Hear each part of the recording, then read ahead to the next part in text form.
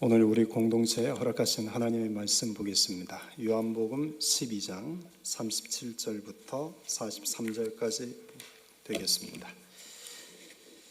자, 우리 한 절씩 교독합시다. 이렇게 많은 표적을 그들 앞에서 행하셨으나 그를 믿지 아니하니 이는 선지자 이사야의 말씀을 이루려 하심이라. 이르되 주여 우리에게서 들은 바를 누가 믿었으며 주의 발이 누구에게 나타났나이까 하였더라. 그들이 능히 믿지 못한 것은 이 때문이니 곧 이사야가 다시 일렀으되 그들의 눈을 멀게 하시고 그들의 마음을 완고하게 하셨으니 이는 그들로 하여금 눈으로 보고 마음으로 깨닫고 돌이켜 내게 고침을 받지 못하게 하려 함이라 하였음이더라. 이사야가 이렇게 말한 것은 주의 영광을 보고 주를 가리켜 말한 것이라. 그러나 관리 중에도 그를 믿는 자가 많되 바리새인들 때문에 드러나게 말하지 못하니 이는 출교를 당할까 두려워함이라. 같이요. 그들은 사람의 영광을 하나님의 영광보다 더 사랑하였더라. 아멘. 사람이 무엇을 보느냐 또 무엇을 듣느냐가 중요합니다. 사람이 무엇을 보고 무엇을 듣느냐가 내 마음과 생각에 영향을 끼칩니다. 나아가 내 삶에도 큰 영향을 끼칩니다. 듣는 것이 얼마나 중요한가를 알 수 있는 이야기가 있죠. 하와에게 뱀이 찾아갔습니다. 뱀이 하와에게 속삭입니다. 선악과를 따먹으면 너희 눈이 밝아져 하나님과 같이 될 것이다. 그 말을 들은 후 하와가 선악과 나무를 보았더니 먹음직도 하고 보암직도 하고 지혜롭게 할 만큼 탐스러워 보였습니다. 그래서 하와는 결국 선악과 열매를 따먹는 죄를 범합니다. 그 남편 아담에게도 같은 죄를 짓게 만듭니다. 듣는 것이 얼마나 중요한지를 우리에게 일깨워주는 이야기입니다. 또한 보는 것이 얼마나 중요한지를 일깨워주는 이야기도 있습니다. 다윗이 어느 날 밤 왕궁 옥상을 거닐다가 밧세바가 목욕하는 것을 보았습니다. 성경은 그 모습이 너무 아름다웠다라고 기록하고 있습니다. 이것은 다윗의 시각에서 그런 것입니다. 그 다윗의 마음에는 그 밧세바에 대한 음욕의 마음이 타올랐습니다. 그래서 밧세바를 데려다가 동침하는 죄를 범합니다. 그리고 그 죄를 덮기 위해서 밧세바의 남편 우리아까지 죽게 만드는 죄를 범합니다. 결국 이 일로 인해서 다윗이 겪어야 했던 그 대가는 참혹했습니다. 보는 것이 얼마나 중요한가를 우리에게 일깨워주는 대표적인 이야기일 겁니다. 이처럼 우리가 듣는 것과 보는 것이 참 중요합니다. 무엇을 보느냐, 무엇을 듣느냐가 오늘 나의 생각과 내 마음에 큰 영향을 줍니다. 또 나아가 내 생각과 내 마음이 내 삶과 연결지어서 때로는 걷잡을 수 없는 삶의 결과를 낳기도 합니다. 그런데 사람은 본질적으로 좋은 책 읽는 것보다 좋지 않은 책 읽는 것을 더 좋아합니다. 사람은 좋고 따뜻한 내용의 영화를 보는 것보다 다소 폭력적이고 자극적이고 쾌락적이고 성적인 그런 영화 보는 것을 훨씬 더 좋아합니다. 사람은 좋은 말을 듣는 것보다 좋지 않은 말을 듣는 것을 오히려 더 즐겨합니다. 우리는 성경이 하나님의 말씀이라는 것을 압니다. 성경이 생명의 책이라는 것을 압니다. 이 땅에 기록되어 있는 수많은 책들 중에서 가장 좋은 책이 성경이라는 것을 모르지 않습니다. 그런데 성경을 읽지 않습니다. 성경을 가까이 하지 않습니다. 하루에 단 10분이라도 성경을 읽는 일에 투자하지 않습니다. 늘 시간 없다고 말합니다. 그러나 유튜브, 스마트폰을 켜서 인터넷 기사를 검색하거나 유튜브를 방송하는 일은 눈만 뜨면 합니다. 시간만 나면 합니다. 어디를 가든지 손에는 항상 스마트폰이 들려 있습니다. 하나님 말씀을 듣는 것이 세상에서 가장 좋은 것이라는 것도 우리가 압니다. 그런데 우리는 하나님 말씀 듣는 것도 사실 그다지 좋아하지 않습니다. 우리는 듣지 않아도 되는 말, 또 그다지 중요하지 않는 말들을 잘 듣습니다. 예를 들면 다른 사람의 허물, 다른 사람에 대해서 수군수군대는 말, 다른 사람의 욕하는 소리는 듣지 말라고 해도 귀를 쫑긋 기울이고 듣습니다. 뭐라고? 그랬대? 내가 알아봤어. 눈빛부터 좀 이상하잖아. 그 옷 입는 거 보면 내가 안다니까. 역시 사람이 보는 눈 다 똑같아. 사람들은 듣기 좋은 이야기를 듣기보다는 언제나 듣지 않아도 될 이야기에 더 관심을 기울입니다. 그래서 꼭 봐야 할 것은 보지 않고 꼭 들어야 할 것은 듣지 않습니다. 보지 않아도 되어야 될 것은 귀를 쓰고 보고 듣지 않아도 될 이야기는 열심히 들으려고 합니다. 그래서 우리의 마음과 생각이 점점 하나님과는 멀어진 채 좋지 않은 생각, 좋지 않은 마음 품고 좋지 않은 삶을 살아가는 것입니다. 사랑하는 성도 여러분, 2025년이 되었습니다.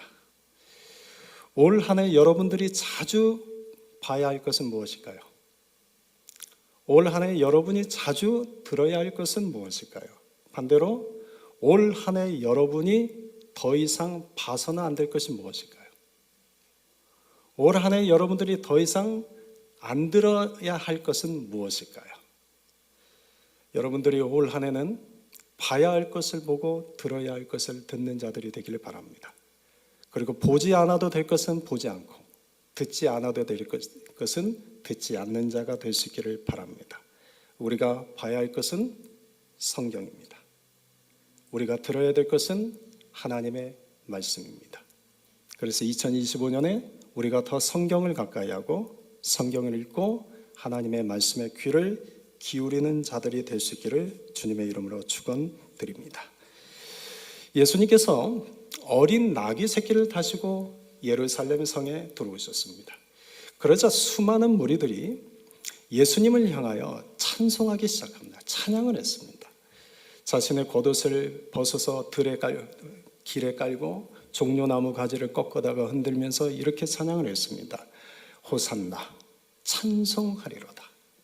곧 이스라엘의 왕이시여. 찬송을 했습니다. 예루살렘 성에 그렇게 들어오신 예수님은 그 무리들을 향하여 이제 생명과 진리의 말씀을 들려주시기 시작합니다. 우리가 지난주까지 살펴봤던 내용인데요, 몇 구절만 다시 리마인드 하면 24절에 보면 한 알의 밀이 땅에 떨어져 죽지 아니하면 한 알 그대로 있고 죽으면 많은 열매를 맺느니라. 또 26절에 사람이 나를 섬기면 내 아버지께서 그를 귀히 여기시리라. 32절에 내가 땅에서 들리면 모든 사람을 내게로 이끌겠다. 36절 너희에게 아직 빛이 있을 동안에 빛을 믿으라. 그리하면 빛이 빛의 아들이 되리라. 예수님이 아니면 결코 하실 수 없는 이런 진리와 생명의 말씀을 무리들에게 전하셨습니다. 그런데 36절 하반절을 보면 이런 말씀을 들려주신 뒤에 갑자기 예수님이 그들을 떠나가서 몸을 숨기십니다. 예수께서 이 말씀을 하시고 그들을 떠나가서 숨으시니라. 여러분, 예수님이 왜 이 진리의 말씀을 들려주신 후에 갑자기 그들을 떠나가서 몸을 숨길까요? 37절에 이렇게 그 이유를 기록하고 있습니다. 이렇게 많은 표적을 그들 앞에서 행하셨으나 그를 믿지 아니하니. 또 39절에서도 한 번 더 말씀합니다. 그들이 능히 믿지 못한 것은. 예수님께서 사람들에게 진리의 말씀을 들려주었습니다. 37절에 보는 것처럼 예수님은 그들 앞에서 진리의 말씀만 전하지 않고 많은 표적까지 행하게 주셨습니다. 그러니까 지금 그들은 예수님으로부터 그분의 진리의 말씀을 들었고 예수님의 행하시는 표적을 보았습니다. 그런데도 그들의 마음속에는 믿음이 없었다. 이 때문에 예수님이 그들을 피해 숨으셨다라고 성경은 기록합니다. 여러분, 예수님이 여기서 숨으셨다라는 것을 잘 이해하십시오. 예수님이 갑자기 그들을 떠나가서 숨으셨다라는 것은 예수님이 그들을 두려워서 숨었다, 그들이 무서워서 숨었다는 것이 아닙니다. 그들에게 많은 표적을 행하는 것을 보여줬고 그들에게 진리의 말씀을 들려주었는데도 불구하고 믿음 없는 그들을 떠나가서 예수님이 숨으셨다는 것은 이제 예수님은 그들에게 감춰진 진리가 되셨다는 겁니다. 이제 더 이상 그들에게 예수님은 드러나는 진리가 아니라 그들에게는 숨겨진 진리가 되었다는 뜻입니다. 그들에게 예수님은 더 이상 드러나는 영광이 아니라 그들에게 숨겨져 있는 영광이 됐다는 것입니다. 그래서 이제는 그들은 예수님을 깨닫지 못하고 예수님을 보려고 해도 보지 못하고 진리의 말씀을 들으려고도 듣지 못하고 진리의 말씀을 깨달으려고 해도 깨닫지 못하는 자들이 되었다, 그런 뜻입니다. 이들은 예수님을 뜨겁게 찬양했습니다. 호산나 호산나 다윗의 아들이요, 찬송하리로다, 이스라엘의 왕이시여, 찬송했습니다. 이들은 예수님으로부터 생명과 진리의 말씀을 들었습니다. 이들은 예수님이 그들 앞에서 행하시는 수많은 표적을 직접 보았습니다. 그런데도 믿음이 없었습니다.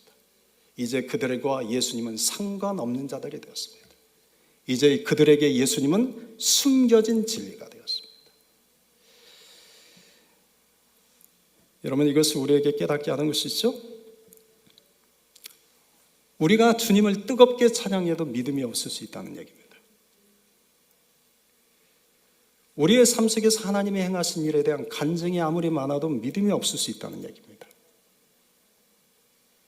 우리가 아무리 진리의 말씀을 많이 듣고 잘한다 해도 믿음이 없을 수 있다는 이야기입니다. 그렇다면 왜 이들은 믿지 못했을까요? 예수님은 그렇게 뜨겁게 찬양했는데, 주님의 말씀을 그렇게 직접 들었는데, 주님의 행하신 표적까지 보았는데 왜 그들은 믿지 못했을까요? 38절입니다. 같이 읽읍시다. 이는 선지자 이사야의 말씀을 이루려 하심이라. 이는 선지자 이사야를 통해서 주신 말씀대로 되었다는 뜻입니다. 그 이사야에게 주신 말씀이 어떤 내용인지 38절 하반절에 이렇게 기록합니다. 주여, 우리에게서 들은 바를 누가 믿었으며 주의 팔이 누구에게 나타났나이까. 예수님이 하시는 표적을 보고 예수님이 들려주신 진리의 말씀을 듣고도 사람들의 반응이 이렇습니다. 아니, 누가 믿겠어? 아니, 누가 그런 일을 알겠어? 이건 이사야서 53장 1절 말씀을 인용한 겁니다. 여러분, 이것은 사람이 그만큼 믿지 않는다는 것을 지금 강조하는 겁니다. 간혹 어떤 이들은 이러이러한 일이 나에게 주어지면 내가 그때는 믿어볼 수 있어 라고 말하는 사람이 있죠. 그런데 제가 장담하는 것은 그 사람이 말하는 이러이러한 일이 일어나도 그 사람 믿지 않습니다. 믿음은 갖는 것이 결코 쉽지 않습니다. 그런데 더 큰 문제는 교회를 다니고 있어도 믿지 않을 수 있습니다. 오늘 우리가 본문에서 봤던 것처럼 주님을 뜨겁게 찬양하는데도 믿지 않을 수 있습니다. 그분이 행하신 많은 놀라운 일들이 경험이 있어도 믿지 않을 수 있습니다. 성경을 통째로 다 외워도 믿지 않을 수 있습니다. 이스라엘 민족이 애굽과 광야에서 하나님의 큰 기적과 능력을 경험했습니다. 시내산에서 하나님의 말씀을 직접 받았습니다. 그런데도 그들은 결국 하나님을 믿는 믿음이 없어서 광야에서 망하는 자들이 되었습니다. 여러분, 믿음이 있으면 행함이 있죠? 그런데 믿음 없어도 행함이 있을 수 있습니다. 믿음 없이 찬양할 수 있습니다. 믿음 없이 예배할 수 있습니다. 믿음 없이도 기도할 수 있습니다. 믿음 없이 말씀 들을 수 있습니다. 믿음 없이 사역할 수 있습니다. 믿음 없이 교회 다닐 수 있습니다. 믿음 없이 살아갈 수 있습니다. 이는 선지자 이사야의 말씀을 이루려 하심이라. 여러분, 이 말씀을 잘못 해석하지 맙시다. 이 말씀을 잘못 해석하면 선지자 이사야의 말씀대로 성취하기 위해서 하나님께서 저들을 믿지 못하게 하셨다가 됩니다. 근데 그런 뜻이 아닙니다. 하나님이 그들을 믿지 못하게 하셨다는 것이 아니라 이사야에게 하신 말씀대로 그들이 믿지 않았다라는 뜻입니다. 그래서 그들이 믿지 않았다는 것을 39절에 한 번 더 강조를 합니다. 그리고 40절에서 한 번 더 이사야의 말씀을 이렇게 인용합니다. 그들의 눈을 멀게 하시고 그들의 마음을 완고하게 하셨다. 이 말씀은 이사야서 6장 9절과 10절 말씀을 인용한 것인데, 이 말씀은 신약 성경에서 주로 예수님을 믿지 않는 자들을 향하여 이 말씀을 가지고 인용해서 말합니다. 왜 사람들이 믿지 않느냐? 왜 사람들이 믿지 못하느냐? 그것은 그들이 눈이 멀게 하시고 그들의 마음을 완고하게 하셨기 때문이다, 그런 말씀입니다. 그런데 이 말씀도 여러분 또 해석을 잘 하셔야 됩니다. 그들의 눈을 멀게 하셨고 그들의 마음을 완고하게 하셨다. 누가 한 것 같습니까? 누가 하셨을까요? 하나님은 지금 믿지 못하도록 눈을 멀게 하셨고 믿지 못하도록 마음을 완고하게 하셨다라고 이해하기 쉽죠? 이 말씀 그대로 보면. 근데 그런 뜻이 아닙니다. 이 말씀을 잘 이해하셔야 됩니다. 원래부터 그들은 눈이 멀어 있었습니다. 원래부터 그들은 마음이 완악한 상태로 있었습니다. 눈이 멀어 있고 마음이 완악한 그들에게 하나님이 끊임없이 표적을 보여주셨습니다. 끊임없이 그들에게 말씀을 들려주셨습니다. 그런데 끊임없이 하나님의 말씀을 듣고 하나님의 행하신 표적을 보았는데도 그들은 여전히 눈이 멀어 있었고 여전히 마음이 완악한 채로 하나님을 믿지 않았습니다. 그래서 결국 하나님이 그들의 그 눈먼 그대로, 완악한 그 마음 그대로 내버려 두셨다는 겁니다. 믿음 없는 모습 그대로 그렇게 살아가도록 그냥 내버려 두셨다는 겁니다. 이들이 믿고 싶었는데 하나님이 믿지 못하게 한 게 아닙니다. 이들이 눈을 뜨고 싶었는데 하나님이 눈을 뜨지 못하게 멀게 하신 것이 아닙니다. 이들이 마음을 부드럽게 하고 싶은데 하나님이 그들의 마음을 완악하게 한 것이 아닙니다. 하나님은 그들의 눈을 뜨게 하시려고, 그들의 마음을 부드럽게 하시려고 하나님은 수없이 많은 일들을 행하셨고 하나님의 말씀을 들려주셨음에도 불구하고 그들은 끝끝내 믿음 없이 하나님을 대했습니다. 끝끝내 그들은 하나님을 믿지 않았습니다.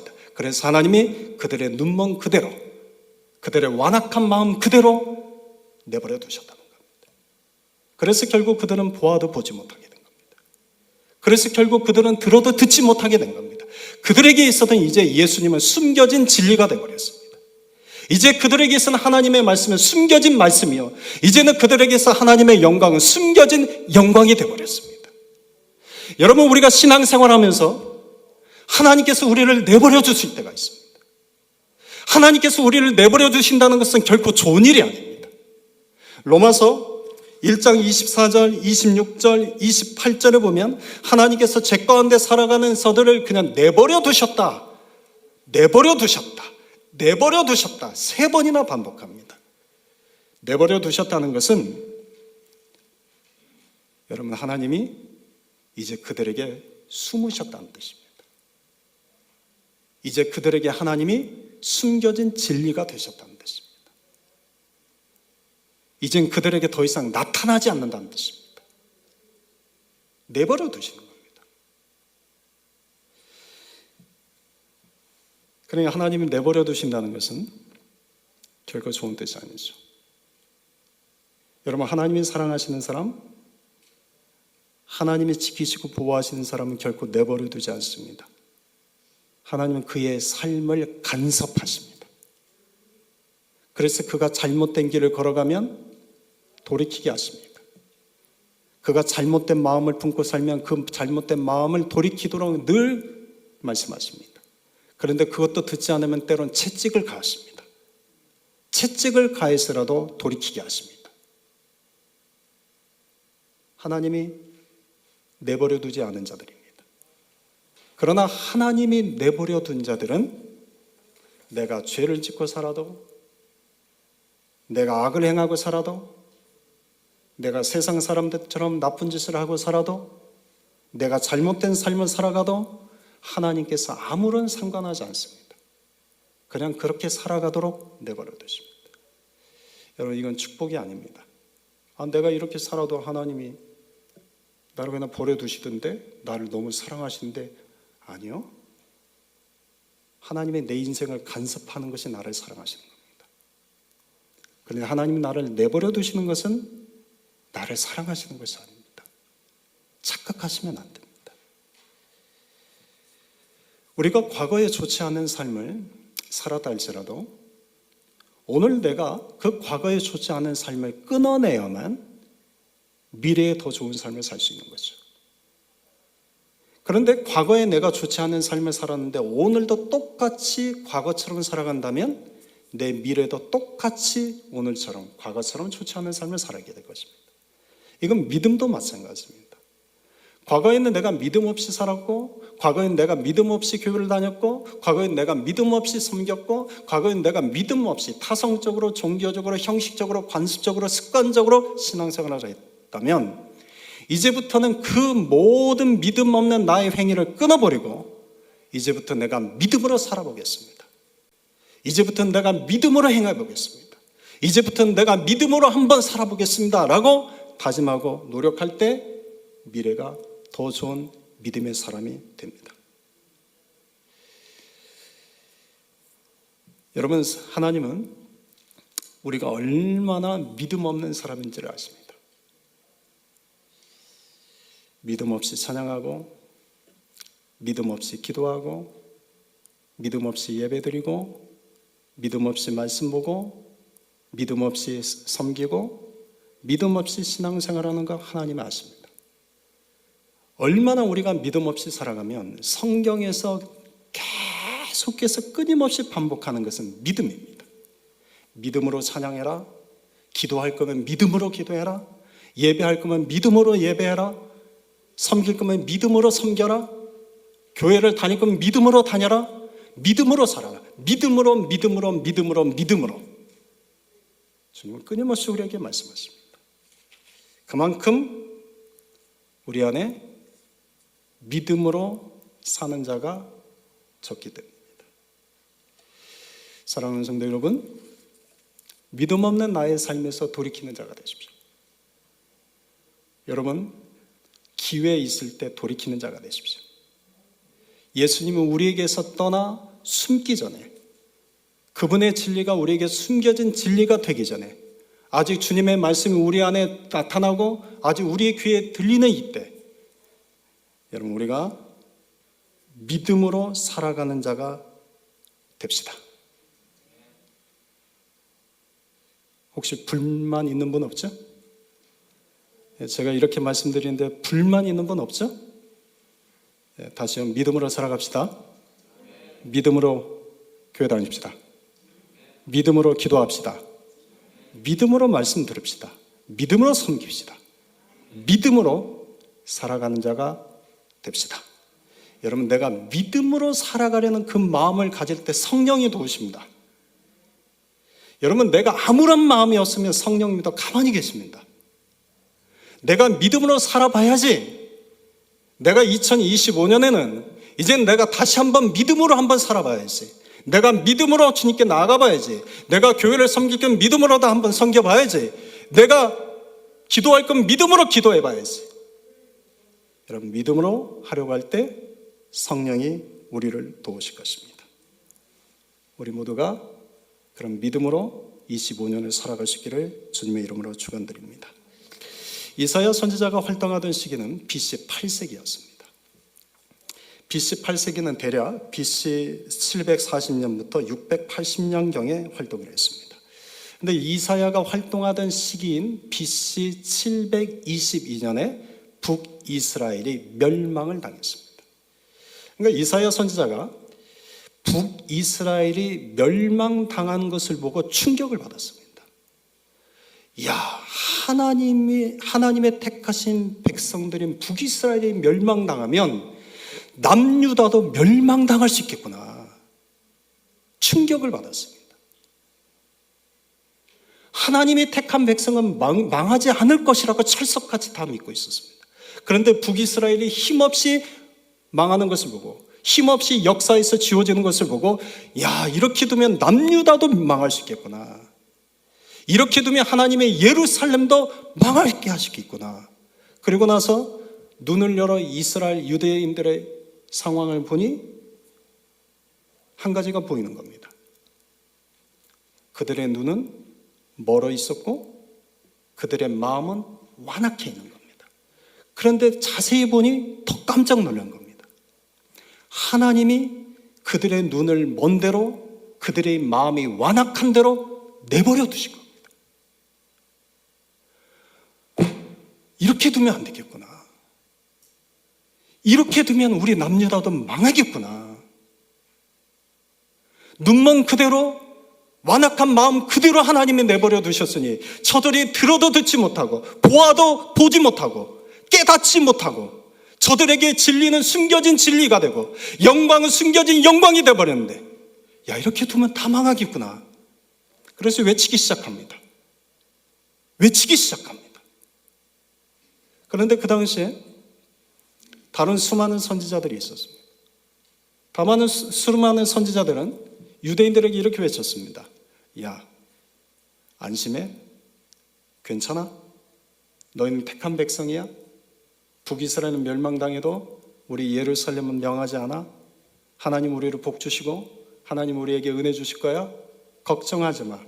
평안하다, 평안하다. 성경은 이들을 일컬어 거짓 선지자라고 말합니다. 사람들에게 거짓 평안을 전했기 때문입니다. 그런데 이사야는 그들을 향하여 외치기 시작합니다. 야, 괜찮지 않아. 괜찮은 게 아니야.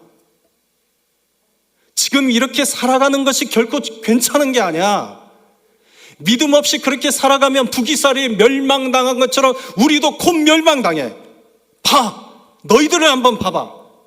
너희들이 지금 눈이 멀어 있고 마음이 완악해져도 하나님이 내버려 두셨잖아.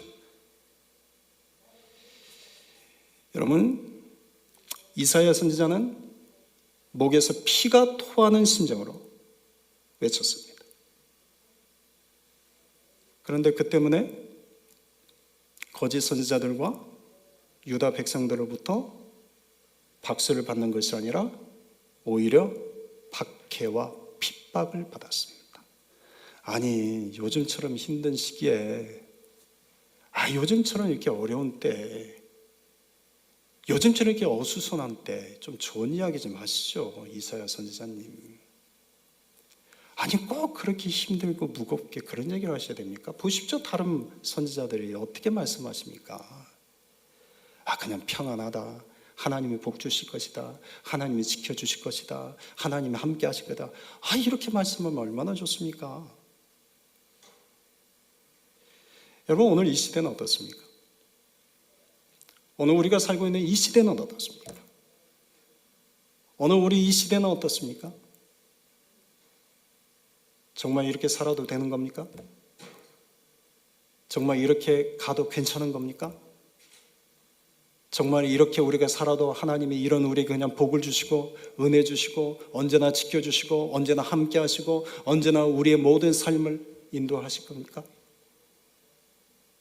어쩌면 우리 마음도 점점 완악한 마음은 그대로, 돌이키지 않는 마음은 그대로, 너무나 익숙해져 있고 타성에 젖어 있고 습관적이고 종교적인 그 마음 그대로 내버려 두지 않았을까요?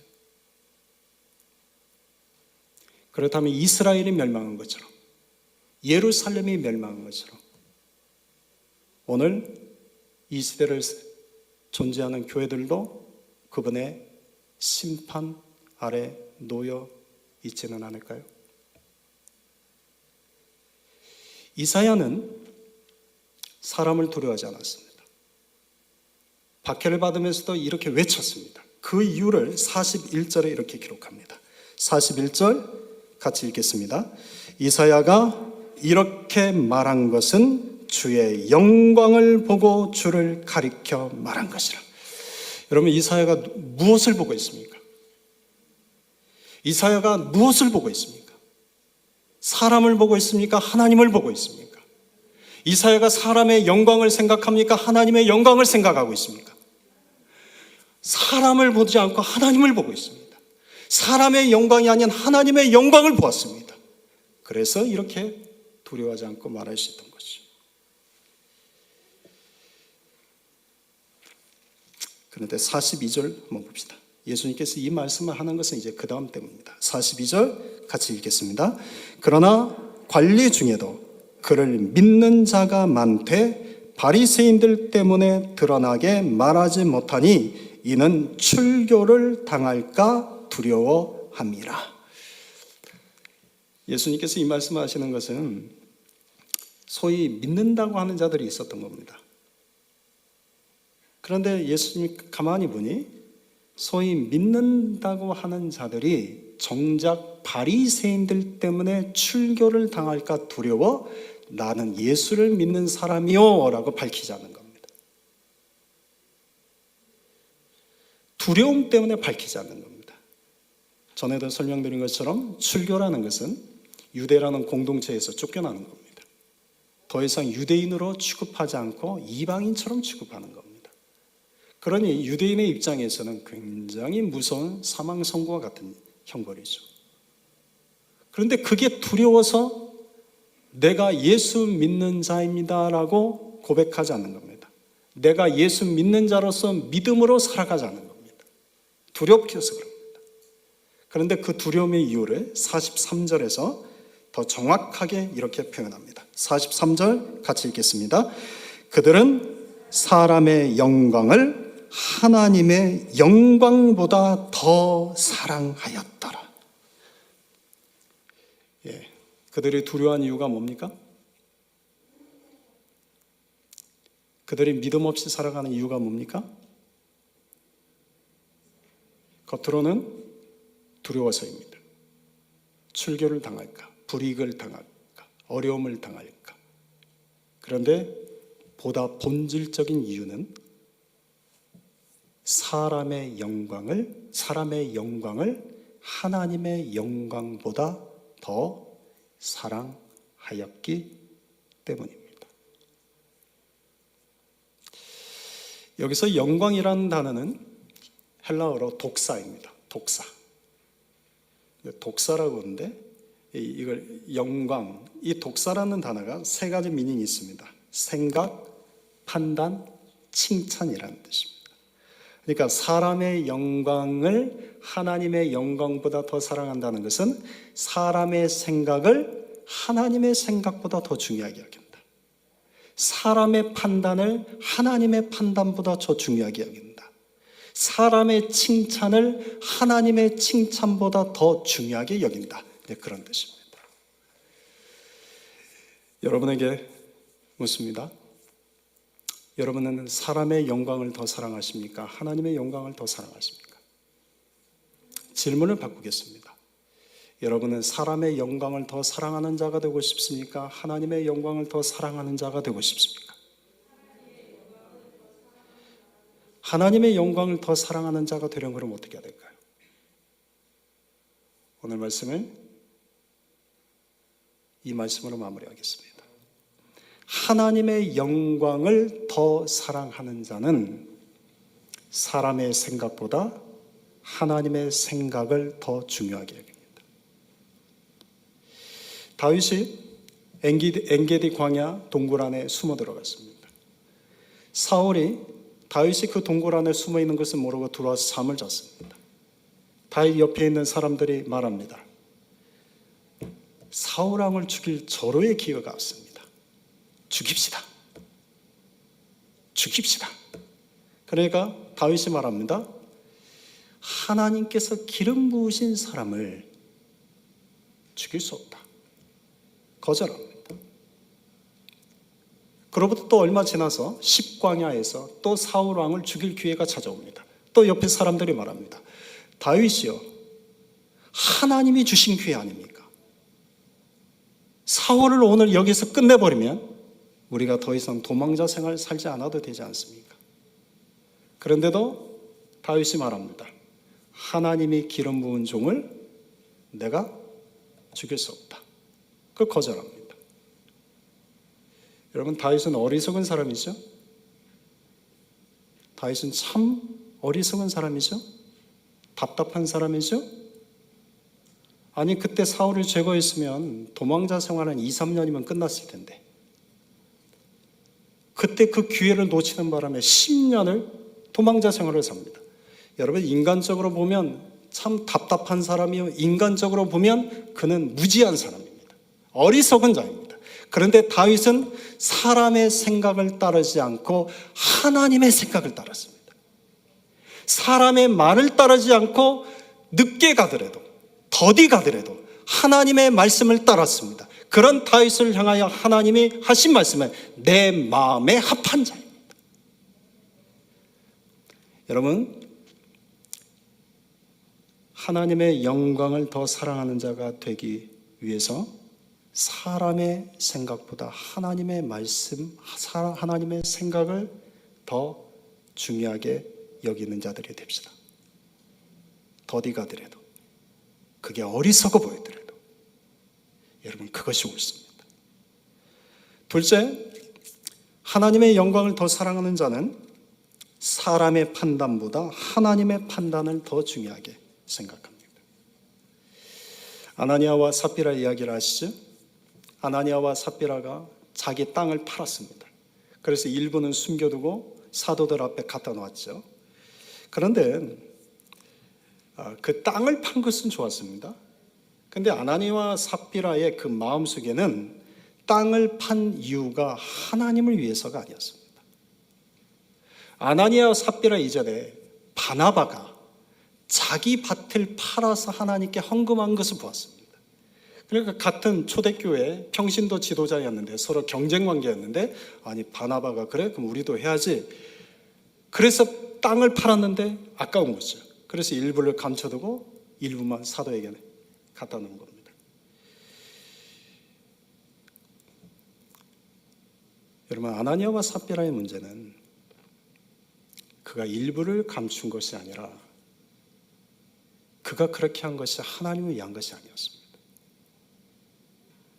하나님의 평가, 하나님의 판단을 위해서가 아니라 사람에게 좋은 평가, 좋은 판단을 받기 위해서 그랬습니다. 그리고 자기는 자기 것을 숨기고 마치 자기의 전부를 교회에 바친 것처럼 속인 거죠. 결국 그 때문에 아나니아와 삽비라는 돌이킬 수 없는 강을 건너가게 된 것이죠. 여러분, 사람의 평가, 사람의 판단도 중요합니다. 그러나 하나님의 평가, 하나님의 판단이 더 중요합니다. 사람이 나에 대해서 어떤 평가를 하느냐, 사람이 나에게 어떤 판단을 하느냐보다 먼저 하나님이 나를 어떻게 평가하시나, 하나님이 나를 어떻게 판단하시나, 여러분, 이것을 우리의 삶의 기준으로 두고 살아가는 자가 하나님께 더 영광을 사랑하는 자입니다. 마지막 셋째, 하나님의 영광을 더 사랑하는 자는 사람에게 받는 칭찬보다 하나님께 받는 칭찬을 더 중요하게 생각합니다. 여러분, 사람에게 칭찬받고 하나님에게도 칭찬받으셔야 됩니다. 여러분, 이건 결코 양자택일의 문제가 아닙니다. 그런데 때로는 양자택일해야 될 때가 옵니다. 사람에게 칭찬받을 거냐, 하나님에게 칭찬받을 거냐, 양자택일해야 될 때도 옵니다.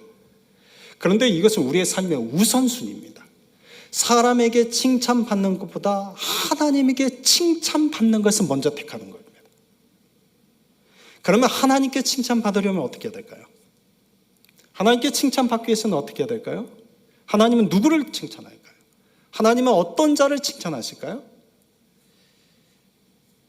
마태복음 25장 달란트 비유에서 그 실마리를 찾게 됩니다. 주인이 5달란트와 2달란트 받은 종에게 이렇게 말합니다. 잘하였도다. 착하고 충성된 종아, 네가 작은 일에 충성하였으니 내가 너에게 큰 것을 맡기겠다. 많은 것을 맡기겠다. 그런데 1달란트 받은 종에게는 뭐라고 말씀하십니까? 이 악하고 게으른 종아.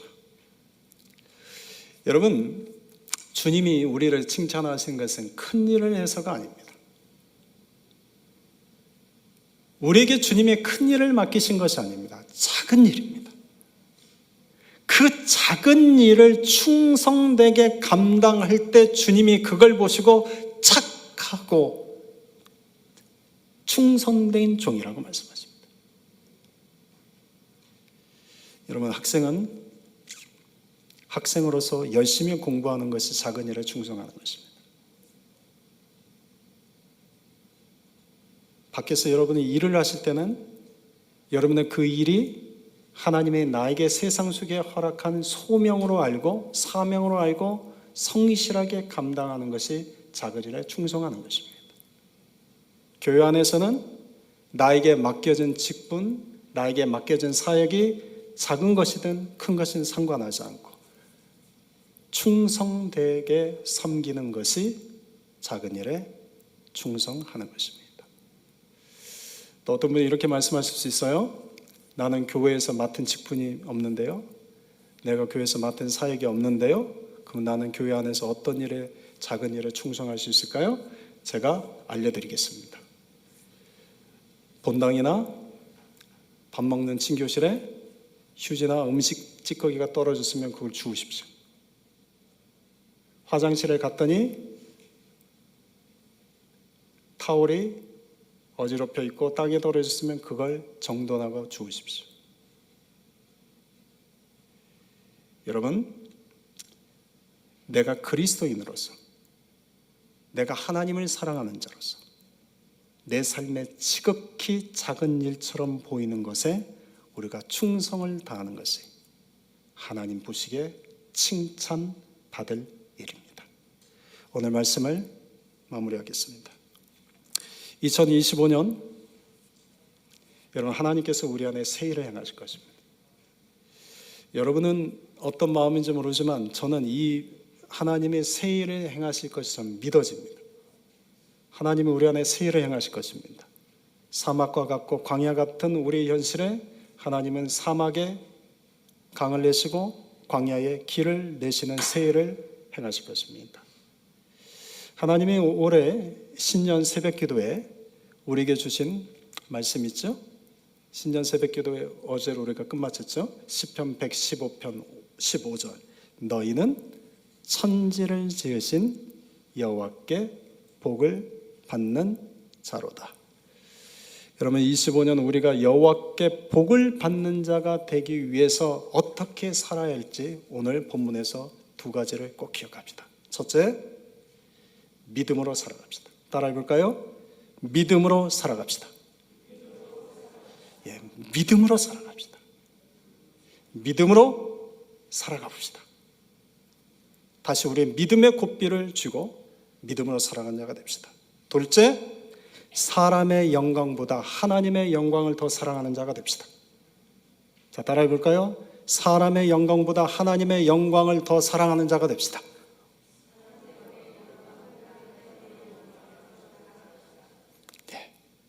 2025년 하나님은 우리 안에 새 일을 행하실 것입니다. 우리는 2025년 더 믿음으로 살아가는 일에, 하나님의 영광을 더 사랑하는 일에 우리가 힘쓰는 자들이 됩시다. 아멘.